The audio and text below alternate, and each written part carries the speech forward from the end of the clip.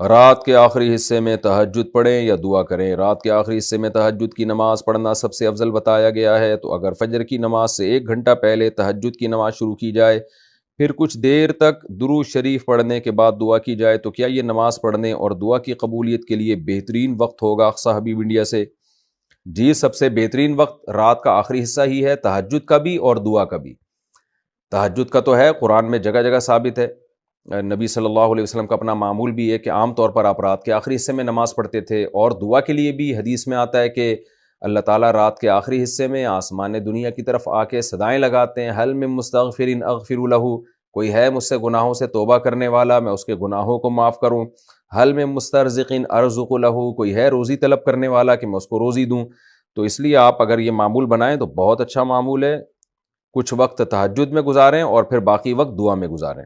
تہجد کا وقت کب سے کب تک ہے؟ کیا تہجد فجر کی سنت سے پہلے کبھی بھی پڑھ سکتے ہیں یا اس کا کوئی بھی وقت فکس ہے؟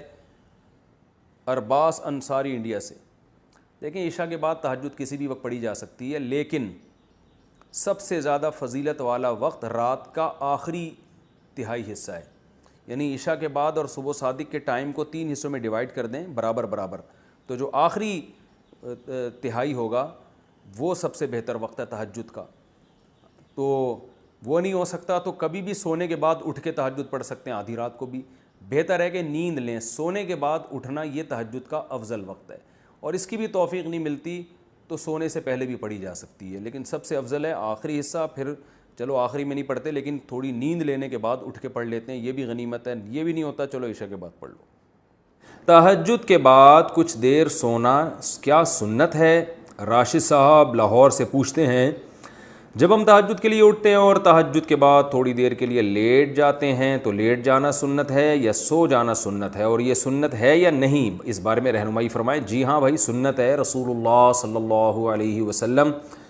تہجد کی نماز کے بعد کچھ دیر ہلکی نیند لیا کرتے تھے، کیونکہ وہ وقت تھوڑا سا ہی ہوتا ہے تو تھوڑی دیر آپ سویا کرتے تھے۔ جب حضرت بلال اذان کہتے تھے، فجر کا وقت داخل ہوتا تھا تو نماز سے تھوڑی دیر پہلے آپ آرام فرمایا کرتے تھے۔